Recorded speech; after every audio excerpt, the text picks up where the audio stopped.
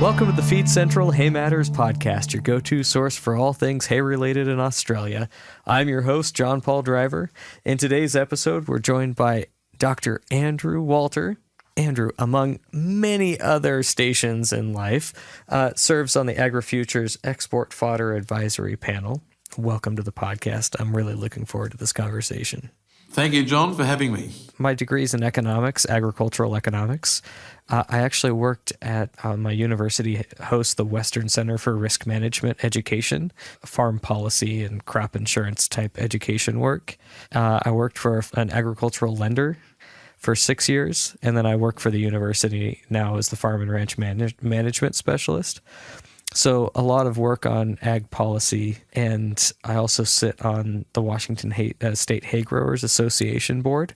We have one forage researcher left in Washington State at the university. We've been told that they're not going to replace his position unless the hay growers comes up with $7 million to fund it.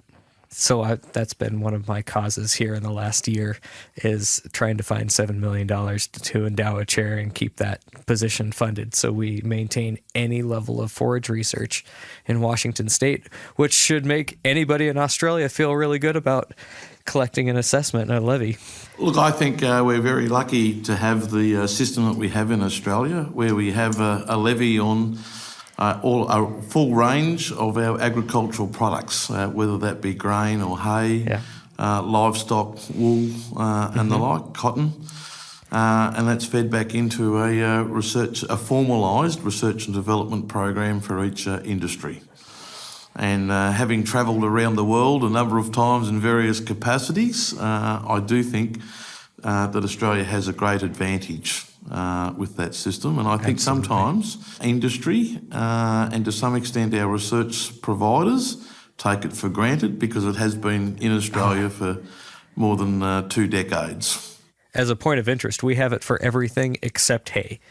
We have tree fruit and berries and wheat and potatoes and cattle and everything except hay. And we've only recently, in the last 5-6 years, had our levy on hay in Australia. And the challenge was to find what's called an endpoint royalty. Where is the end that you can capture the collection of hay? And it came down to being an export fodder levy. That was the one point where we could actually capture a levy on hay, so it's the export hay. So I sit on the AgriFutures Export Fodder Advisory Panel.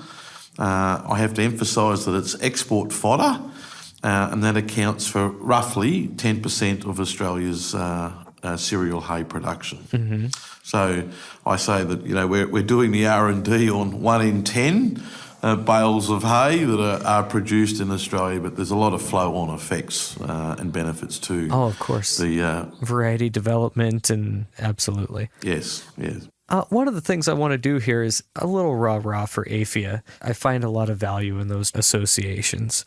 I think it's incredibly important. AFIA is the peak body for the Australian fodder industry. Brings together everybody in the supply chain, from seed companies, machinery manufacturers, twine, plastic wrap suppliers, transporters, farmers, growers, export traders, domestic hay traders, the whole lot get to come under the one banner. And I think it's a very important organisation for being able to talk to government, the media and the broader community. I'm going to come at this as somebody asking for advice. Again, that compare and contrast. We don't have really good national and to a certain level state representation for the hay industry. What's made Australia successful? I think it really comes back to the founding people of the Australian fodder industry back in the late 1990s. They identified a critical problem in the quantitative assessment of fodder and trying to get greater accuracy and relevance from the quantitative data analysis of hay. And that was really the foundation stone for AFIA. And then everything else sort of followed through about how to grow it, bale it, process it and market it better. But that was the foundations. And even today, that's still a major component of AFIA. I think the networking opportunity that the organisation allows or encourages is particularly important and beneficial to everybody that's involved. I understand that you were an advisor to John Howard. I was, yes. Can you talk about how that experience, really a national government, has aided the direction of the forage industry? How does that experience in politics relate to experience in the hay industry? Well, just to give a little bit of background, I've worked in a whole range of roles. Nothing quite as exciting as yourself, Jon Paul, but I've worked in a range of government and business roles. And I do confess to having done some policy work for the Office of Prime Minister and Cabinet. The background to that was that I, at the time, was the coach of the Australian Biology Olympiad team and head of the Australian Science Olympiads. And so I had to have a good understanding of science in a range of disciplines. Then I had to be able to communicate it. And I think one of the things when you're involved in education is you need to understand your subject material and be able to break it down into bite-sized snippets that's relevant to the audience. By accident, throughout life, I've had to be able to break down different technological subjects into bite-sized elements for people to be able to receive and digest. When you're talking to our political leaders, you've got to cast the information that you convey in a different way as if you're giving an academic presentation in our national research organisation, CSIRO, where I did my PhD, to a bunch of farmers that might be my neighbours back on the family farm. So you've got to be able to cast the information that you're wanting to convey that's relevant. And look, it was a great... I've worked for a whole range of governments, from small local government, the state governments, national government in Australia and overseas. Likewise, I've worked in the business sector, from small micro companies up to the largest of the multinationals. And it's been a great privilege to be able to work in all of that. And in a way, I feel very privileged. I'm not necessarily that athletic, but I note that there are people who are athletic are very easily able to adapt to different sports, and they do it pretty easily. I was blessed with parents who gave me the genetics and the environment where I was able to work hard, and I just had a love of learning. So I'd rather be in the library at uni than out partying. I am the ultimate nerd, and I think that was a blessing.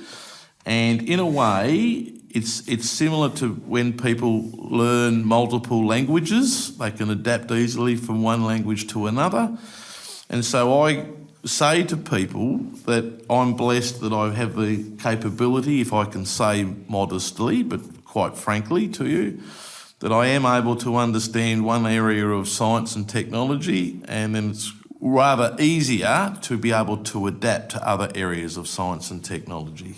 Are called upon to give advice and come up with ideas on a range of science and technology policies in a range of environments. How did you get to the fodder industry? Well, I was born and bred on a farm at Violet Town in northeast Victoria. Right from, I think my father had me standing on the ute seat as a 3-year-old, steering the ute as he fed hay off the back tray of the ute. And then I graduated to the tractor, I think about 8 or 9 years of age. And I remember driving my first, as you would call it, combine harvester. We call them a header. Yep. In Australia at 12 years of age. I got to do, we had a tractor-drawn, PTO-driven combine harvester in those days. Yeah. And I got to do one lap of the paddock when Dad was having his lunch. And I'd hang out all day in the Australian heat just to do one lap.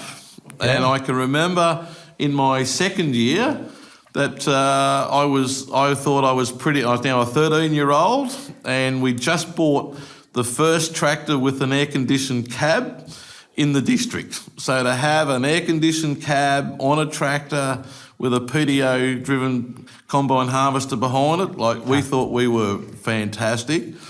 And I got to do a lap around the paddock, and there was one part of the paddock where the crop was really quite heavy, and I didn't want to slow down to a lower gear, so I kept her in top gear because I wanted to prove how good I was. And I managed to block it from the back of the straw walkers to the front of the cutter bar. So we then spent 4 or 5 hours unblocking the combine harvester. And I think it was a really valuable lesson at 13 years of age to be aware of what you're doing. There's something in there about going slowing down to go fast, and there's all sorts of really good lessons in that exact experience. There is, and it's about being appropriate for the task at hand. Yes. And I think in my various roles, I think those early childhood lessons served me very well. My mother was a person who went to her grave never telling a lie.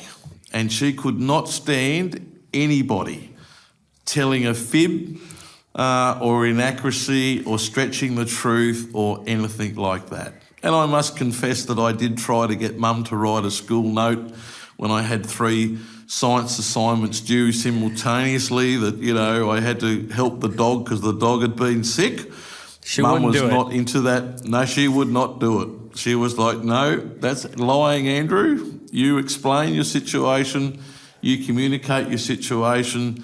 I am not going to do that. And God bless Mum. It was about honesty and integrity from Mum's perspective. And my father was an exceptionally hard worker. He started off in life with not much, and in fact, for the first year of his life, he was having regular blood transfusions. And he was in a very poor family. One of his philosophies was, never worry about what you don't have, be thankful for what you do have, and make the best of what you've got. And you don't get to choose your parents, and with the benefit of hindsight, I was blessed with the best parents, which gave me a great love of the land. And I think, standing on the ute seat as a 3-year-old steering the ute, I can remember the first time when I was like 10 or 12 years of age, driving the tractor, feeding the cattle, that I could change gears. I had enough strength in my legs to be able to push the clutch down to change the gears. Then I remember blocking the header, or the combine harvester up. Yes. I never lived it down. And I just had a great passion for farming, and I wanted to learn more. And that's what. And I knew that if I wanted to go to university, we were that poor that I couldn't afford to go to uni without a scholarship. So I worked really hard, and it was a natural linkage that I loved learning. So I got really good marks and got a full scholarship to go to uni. I was quite good at science and won different scholarships as a student. One of them was to attend the National Science Summer School, which was at those times sponsored by Rotary in Canberra. And that was to inspire senior secondary school students to pursue a career in science. And I sort of went back as an alumni saying what I was studying and learning at university. And in that role, I would become aware that the Australian Science Olympiads program in those days was running Olympiads for chemistry, physics and mathematics. We're looking at setting up a biology program. And I was encouraged to apply to be the inaugural coach of the Australian Biology Olympiad team way back in 1992. And we went into the International Biology Olympiad, which, if you like the Olympic Games for biology. Yeah. And that year was in the Czech Republic, and the Iron Curtain was just falling, and we had the International Biology Olympiad in the Czech Republic that year. And I make the analogy to people that in a race car analogy, we were lapped before we'd even got over the start-finish line by our other competing teams. We were woeful. But we were, I hopefully, quite reasonable about coming so badly last that they gave all of the Australian team members, which was an award for special merit in participation.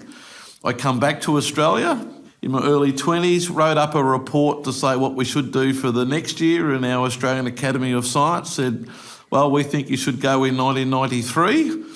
And in that year, the Biology Olympiad was in the Netherlands. In car racing analogies, we were bumper to bumper until the end of the race, and China just beat us by the smallest of margin. We come second in the world, but out of our 4 team members, we had one team member, Anna Bown, who won the competition outright. And it was the first time that a Western nation representative had won the Biology Olympiad outright, and for the first Australian, and she was also the first female. And it created a lot of international media attention from the global TV networks that, these Aussies had quote from the lingo from your part of the world was we had kicked butt and had done really well. And in the 1994, Anna became the Young Australian of the Year, and therefore I was the coach of the Young Australian of the Year. So I got to meet lots of political representatives in that capacity. Then when we had a change of government, the Howard government come in 1996, I then had various roles through secondment to help in the political scene. And part of my role then, I was doing a PhD in plant molecular biology, was to talk about plant genetic engineering and the merits and benefits of it. Yeah. And literally, helped get some of the legislation through our Houses of Parliament, and that's where I had roles in talking to politicians, media, environmental activists and the like about genetic engineering, which today looks so trivial, but in those days it was going to be like some people thought as the end of the world. Yeah, we were all going to grow multiple ears and have multiple arms and legs on us because of GM food, but thankfully, and we were pretty confident that it was not going to lead to the negative outcomes that our opponents thought, but it was a tough debate. Oh, look, I honestly think, Jon Paul, I am the luckiest man in the world to have done what I have done, where I've been able to do research and technology, literally with Eppendorf tubes, in a laboratory wearing a white lab coat, to doing experiments on the farm, on the back of the tray of the ute with the dog puffing in my face, to working for some of the largest biotech companies around the world. It's been a wonderful privilege and journey. None of it's been planned. It's basically all been by accident. But I think it's been about a love of science and technology and people and business. And that would be the summary of Andrew Walter. Just love people, love business and love science and technology. And I'm very, very lucky that all of those elements have combined to give me the life experience and opportunities that it has. I understand that you still operate a contracting business. Yes. How is all of that related back to the contracting business? Well, my father started that, and literally that's what put me through uni. I think Dad would have started doing contract hay making and harvesting in the 1970s, and we're still doing it now. Obviously on a different, more modern machinery and on a different scale, but we go from the top of Australia to the bottom of Australia. In your language, we're contracting over a 2,000 mile north-south distance. The next time somebody gives me a hard time for having fields spread out over 35 miles, I will inform them that I am nowhere near the record holder. we've just had the National AFIA conference, and the National Heavy Vehicle Regulators come in attendance, and I normally have a few questions and comments to make to them about the absurdity of some of the rules and regulations with regard to the movement of machinery and indeed just general transport with heavy trucks in Australia. We've still got a long way to go, and I think that's one of the issues that I think that is happening in the modern world, is that things are now being dumbed down so much to sound bites. And if I could observe from my observation of being involved in the policy industry leadership role in the last 3 decades, it's been a shift from the early days where there was a real focus on the core science and technology facts. You can't get away from the basic laws of chemistry and physics. And you can have as much media spin as you like, but those facts can't go away. And I sit on a few business boards and in industry advisory boards, some with a science and technology bent, some with just a purely business bent. One's actually in aged care for a community group. And I think there is, as a general comment, a big dumbing down on science and technology. And we have a push in this country, in Australia, of trying to make science simple. I say, let's make science digestible, but you can't change the basic laws of science. I like the digestible comment in relation to fodder. It is, and look, I have the privilege of sitting on the AgriFutures Export Fodder Advisory Panel, which is in charge of doing research for the benefit of the hay industry. And one of our key focuses is what makes hay of benefit for animals to consume. And if we just look at what a dairy cow consumes today to what it consumed 10 or 20 years ago, it is so remarkably different. It's gone are the days where the cow just goes out and eats some grass and comes in, and when the grass isn't growing, you just feed it a bit of hay. Now you have all of these byproducts. You have computer programs mixing up total mixed ration diets. You know, there's a tremendous amount of science that goes into feeding them a huge diversity of product. And when you look at the production and the overall health benefits of the diets to the animals, it's totally and absolutely amazing. And that leads me on to one of my other philosophies, if you like, Jon Paul, is that agriculture is often seen as a sunset industry. You know, it's had its glory days in the sun. It's now getting all old and tired. It's backward. It's environmentally damaging and the like. And this leads to what I call the grandparent effect, where no grandparent wants their grandchild to go into farming or agriculture because it has floods, fire, drought. It doesn't have any modern technology. Well, you have a look at the latest machinery now. I've got some clients who are actually airline pilots, and they come in some of my farm machines, and they go, wow, you've got satellite guidance to, in your language, fractions of an inch in our measurements within centimetres. Oh, yeah. When we're flying a jet aircraft, we're only within a couple of metres. Right. And we've got traffic control to help us do our job. You don't have that. And so one of my frustrations is, wearing my small business hat, is I get approached by schools saying, look, we have these students that are they're disruptive in the classroom. They're not really doing well in English or maths, but they're reasonably good at their hands. But look, we think they'd be really good to work on a farm.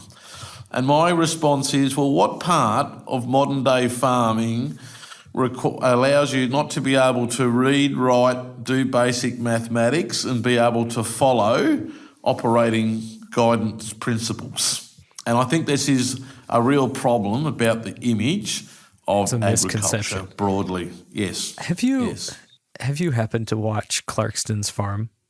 Yes, I do. And I actually do enjoy it. I think he's done more for the face of agriculture than any other human in history. Maybe Norman Borlaug in his Green Revolution, maybe.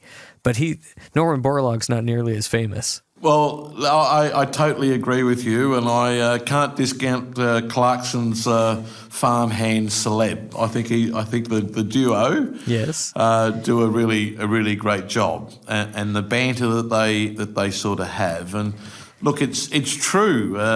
20 years ago in my professional life, I had something like 3.5 full-time jobs in various science, technology, leadership roles. It's not just me. Well, I was very impressed by the presentation you gave at last year's AFIA conference, courtesy of Feed Central. And I actually I gave a report to my colleagues in AgriFutures who are focused on export fodder. I said there was this American who come out, trades as the hay king. Yeah. He actually gave an assessment of Australian hay from a competitor's perspective. And it was really, really valuable and interesting. I wish I had the opportunity to have more time with you, John. All we have to do is put it on the books. I hope you hear me saying that there's that opportunity to trade back and forth. Absolutely. Yeah. No, I do, and I think it's great. And going back to what I said about the perception of agriculture being a sunset industry, I actually make the pitch that it's a sunrise industry. The best days of agriculture are actually in front of us, not behind us. Now, in Australia at least, we've got a huge push to try and mitigate so-called carbon pollution. Now, it's a biological fact that carbon dioxide is actually required for plant photosynthesis. And if we didn't have plant photosynthesis, we would all be dead. You can put as much media messaging and spin as you like on it, but that is the fundamental truth. At the recent AFIA conference, I actually asked a question of a group that were talking about the future and how we had to deal with the climate emergency. And I said, well, actually, is it a question about trying to mitigate so-called carbon pollution, or is it about trying to manage the effects of carbon pollution? Now, I'm certainly in the camp that I don't think realistically that we can balance the carbon emissions globally. We are burning historic carbon single covalent bonds. We're oxidising it, and as a result, we get carbon dioxide as a byproduct. That is a chemical and physical fact that we just cannot change. And in my view, if we want to get it to so-called net zero, the economic cost of that is going to be huge. Do we actually all want to give up our mobile phones, our motor cars, our aircraft, airplane the travel, air conditioning, the air conditioning in our buildings? I have staff that work on the farm who complain they can't drive a tractor because I've set the temperature at 25 degrees Celsius and it's 27 degrees Celsius. Now, I can actually remember as an 11-year-old getting the chance to drive Dad's header without a cabin on it and just be in the open air with an umbrella over the top. We still have an open station tractor that we run. And I think they're great. How simple are they? You can hear what's going on, you're breathing fresh air. Okay, you don't get your Wi-Fi linked Dolby sound system there's going. There's no auto steer. I think there's actually perfection in simplicity. And in some ways, you ask about my background working for government and industry. It was being able to break things down into digestible components that are relevant. And I've had some wonderful mentors throughout my career. And thinking about them coming onto this podcast, I think they were the foundation stones for the life that I've been able to build on. And starting with my parents, honesty, integrity, loyalty, hard work. Then my PhD supervisors that were always about what is the actual result, not the result that you wanted to have from your scientific experiments, but actually what was the result? What was the procedure you went through? Then in my early stages of the Science Olympiads, it was about being reinforced that you must know your subject well if you're going to teach it. And be ready for those quirky questions from students and encourage questioning, encourage cross-examination. They were wonderful foundation. And then when I got involved in business, I had a CEO of one of the largest mining companies in the world. And he was all about, we might be running the biggest mining trucks, the biggest dirt diggers in the world, but it all comes back to people. It's about managing people who can then manage the machines and the processes and the business and the science and everything else behind running a mining company. So as I said, I think I've been wonderfully lucky and privileged, and I hope that I can contribute back to the community and industry in a way that returns some of that goodness that's come to me over the years. And look, I try really hard.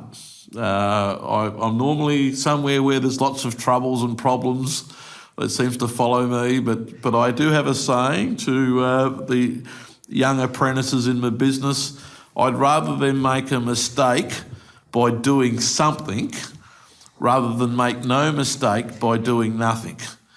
But don't make that mistake twice. You talked about mentors and parents and upbringing. My dad always said, right, wrong, or otherwise, do something. That was in that same spirit of learning. Yes, and look, over the years, I've had colleagues, I've had businesses where something bad has happened and they get stationary. They stop doing things at all levels. It might be a mate of mine who was a really good football player. He blew his knee up. He just wanted to stop doing anything. And it's like, mate, if you're riding a push bike, you can't stay on the push bike if you're stationary. You need to be moving so you can actually adjust your trajectory and keep going. And I see that in all walks of life. It's typical of farming around the world that they get to the stage in life where they think they need to retire. And I have a saying now: if you stop, you'll drop. That's a good one and very observable. Yes, yeah. And I think that comes back to my PhD mentors and supervisors, which were all about observe, record, analyse, and communicate. So you get to see things where you're looking at everything all of the time from a science and technology perspective. And I think the big challenge that we have in the Western world globally is the dumbing down of science. You can't get away from the basic laws of physics and chemistry. And I say, as a coach of the Australian biology team, and Do you still do that? No, I don't. No, I don't. I did it for 12 years, and then I was the director of the International Biology Olympiad itself. Really? For a year, and that was a great. I loved that. We had 52 member countries, and one of my KPIs was to be in each member country at least once a year, which basically means you've got to be in a country every week, once a week, every week.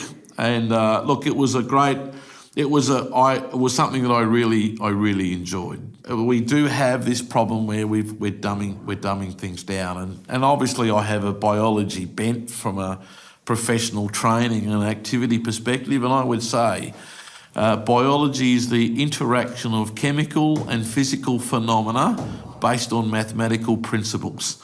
Biology is the science of life. It's the all-encompassing science. Now, sometimes this would get my physics and chemistry and mathematics colleagues a little bit upset, but I also had the privilege of being the executive director of the Science Olympiad, so I had a dual role to play, where I was the coach and director of the biology program, but I was also the, if you like, the director of the overall arching. But I would slip that in. But the point was, you can't have biology without good physics and chemistry and mathematics. And I think that's where the sciences are very complementary. And just like we were talking before, if you're very good at sport, you can often play multiple sports. And I think that's a natural extension into science and technology and academia. If you're really good at one area of science and technology, you can normally apply that systems of thinking and knowledge creation and recall into other areas. Now, of relevance, we're talking on a podcast sponsored by a hay firm. If you can make one type of hay, you're probably going to be pretty good at making different types of hay. And being able to understand what works in one area probably is going to work in other areas. There's a complementarity which makes it easier. How do we more closely link the efforts of the Agri-Futures Export Fodder Advisory Panel with our efforts in the States? Because we're in the same markets. If we're talking about export fodder, the Timothy that I'm growing is in direct competition to the oat and hay being grown in Victoria. We would certainly welcome the opportunity to collaborate on the fundamentals. And I used to be involved in the committee that was the predecessor to Agri-Futures. It was called the RIDIC, Fodder Crops R&D Advisory Panel. And I gave a paper presentation which was we need to feed animals in the world, and are we going to base their diets on starch, i.e. grains, or are we going to base it on cellulose? Right. Now, we actually know that you've got to have some cellulosic-based feed in a ruminant diet for effective fibre, functionality, and to try and encourage the animal to eat the diet. So it's not like you can feed them just grain. You can feed them just cellulosic-based fodder, but you're probably not going to get the performance results as you do now, where you've got a multitude of meals and grains going into the diet. And we are in a competitive market, and I thought the presentation that you gave last year to the AFIA conference from a competitor's perspective with your Timothy grass was absolutely fantastic. And internally, I reported it back as the AFIA conference last year was the best exporter-focused conference you could ever have. In complementing your presentation, we had presentations from the economists about the currency rates and economic growth in our target markets and the like. So all of that combined made it for a really great conference. The question that I would put back to you is, how do two key competitors work together? I think we actually we've already broached the subject about fiber digestibility, because I think that's something that we've all lost sight of. Yes, and the role of fibre digestibility and non-digestible fibres and effective fibre in the diet. You know, from a technical perspective, part of the argument that we're now looking at in the Agri-Futures Export Fodder Advisory Panel is what makes hay hay. Now, you could say in a simplistic term it's just dead cut crop or grass that's packaged up. Yep. But I break it down into three primary components. There's the carbohydrate component, there's the protein component, and then where I think the opportunity for collaboration is what I call the other stuff. Yep. The long chain molecules, the aromatic molecules, the flavonoids and the like. And a little over a decade ago, we had a research project in Australia which was actually looking at what makes hay, the actual molecular mechanical basis on what makes hay attractive to animals to want to eat it. Now, all of us who've made hay, sometimes you can make the best looking hay, it looks perfect, but the animals just don't want to eat it. Nothing eats it. It's amazing. It is.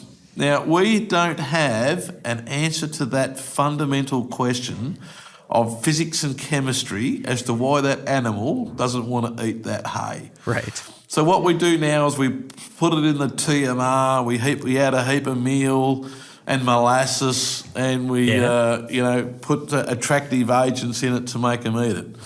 But let's go back to the fundamentals. Why did that animal not want to eat that hay? And I think there's a good news story with hay. Basically you can, if you've got the right hay, you can get an animal to consume 100% hay. Yeah. So my pitch to you would be, how about we work together as competitors in the global market of animal nutrition? How do we work together to make the market demand for our respective products greater?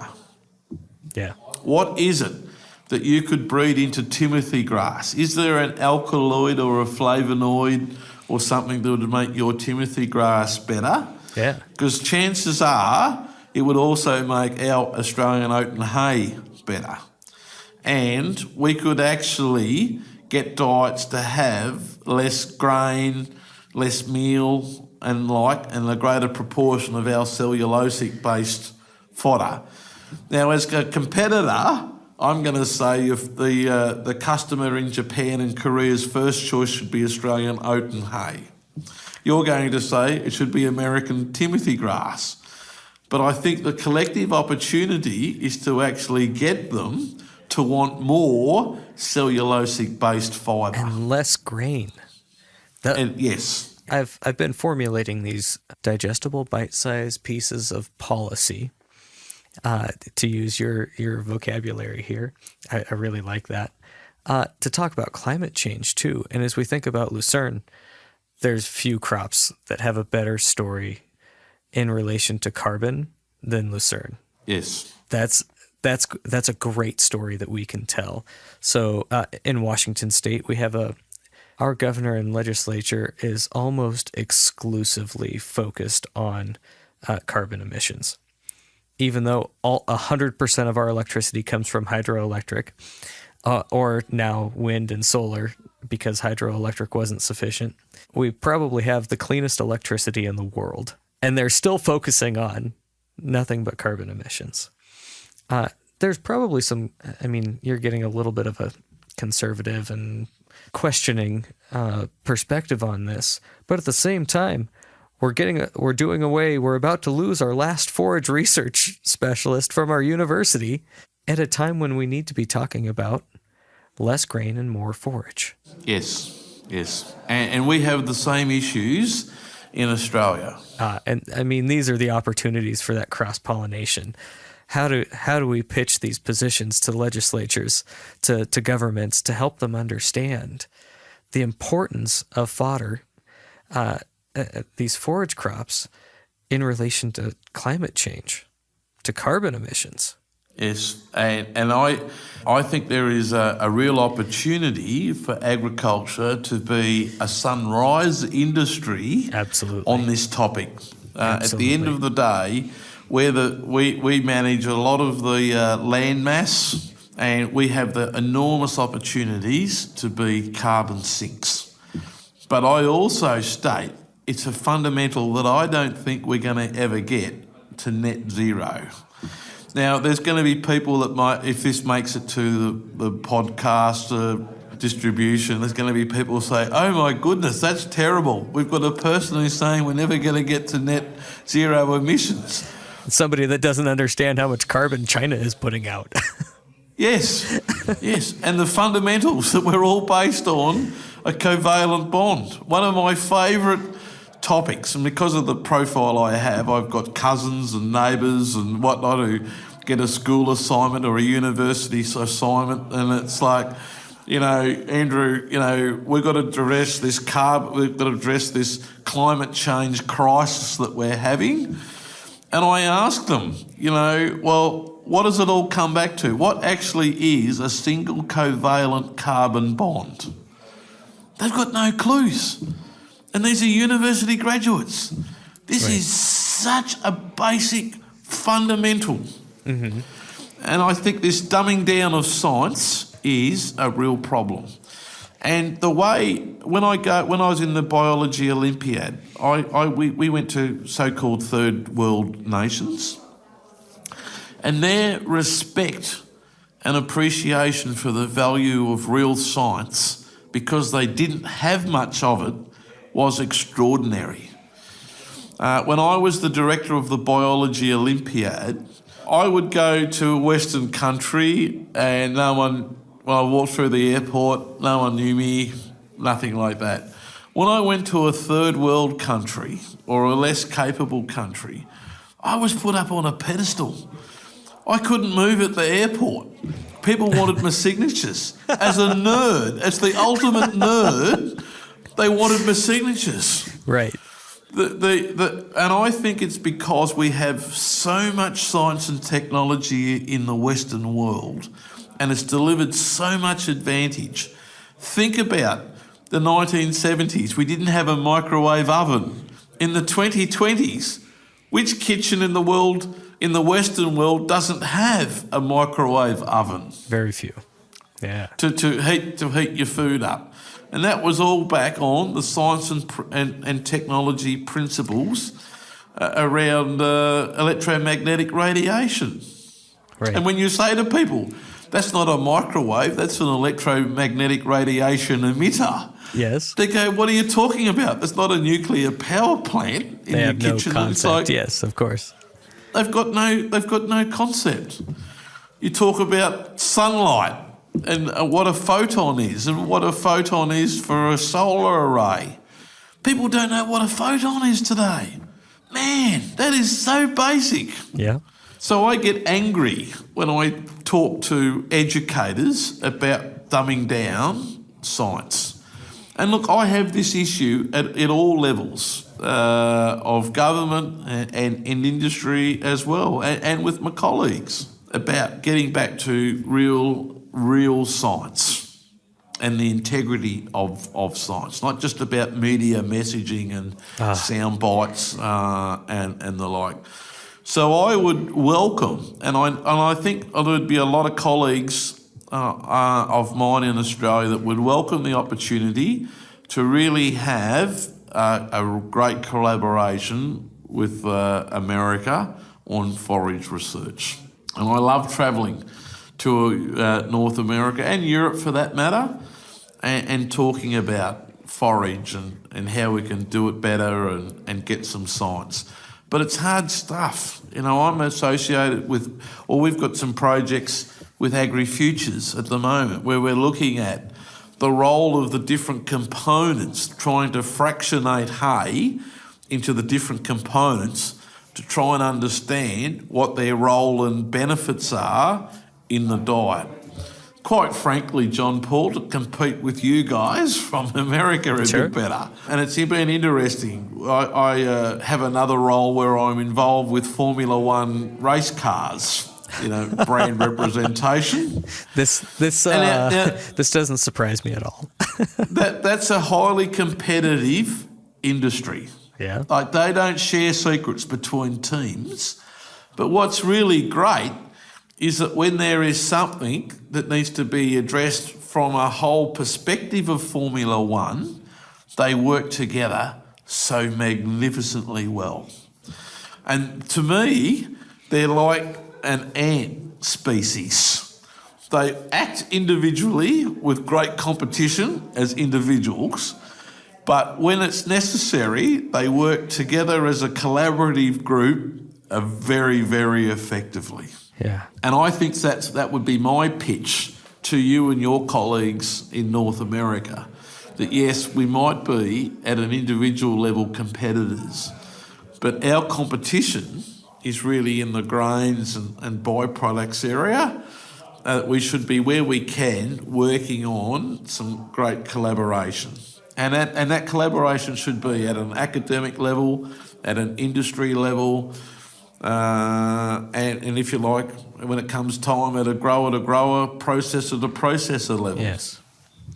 I think there's a lot more to be gained by that kind of collaboration. And certainly, having done a PhD and worked in the academic environment, that's where you have a lot of peer-to-peer review of academic publications, but then you might be competitors for getting research grants.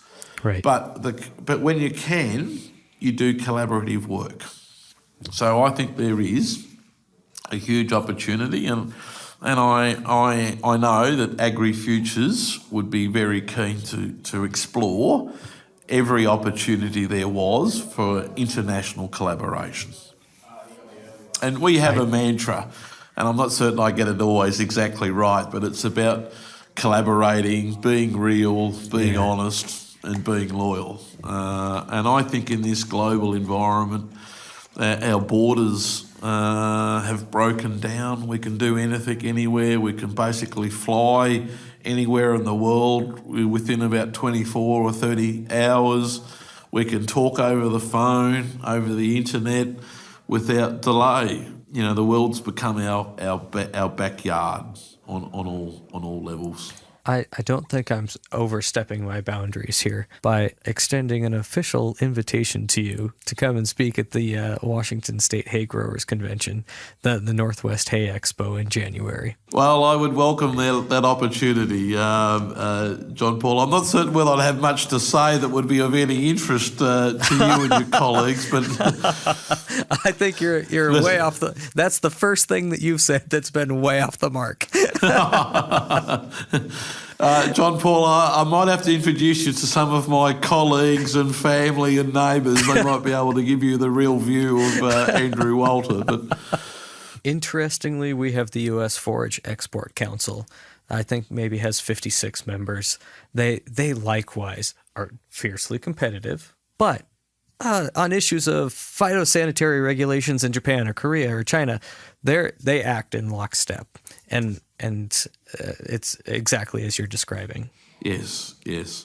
No, well, I could be a little facetious in saying this. I'd welcome the opportunity because it would be an opportunity to learn more about the opposition. And one of the things I learned in politics was you have your friends close to you, but you have your enemies even closer. Yeah. You fully understand why I enjoyed my trip to Australia last year. And you were very good at it, and I might say you had a very good host in Food Central, Jon Paul. Few better, for sure. Yes. I expect that we could go on for hours more, and I hope to someday have a beer and do just that. Yeah, I do too. Wherever that might be in this great globe that we have, I love what you do. I think you're part of the mantra of making agriculture be seen as a sunrise industry and not a sunset. A big thanks to our guest for today. This podcast is proudly presented by Feed Central. Stay tuned in for our upcoming episodes.